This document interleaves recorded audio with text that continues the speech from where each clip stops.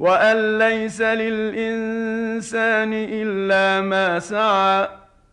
وأن سعيه سوف يرى ثم يجزاه الجزاء الأوفى وأن إلى ربك المنتهى وأنه هو أضحك وأبكى وأنه هو أمات وأحيا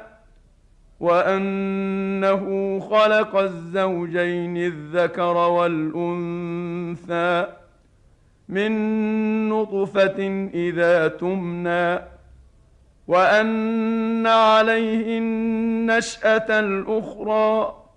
وأنه هو أغنى وأقنى وأنه هو رب الشعرى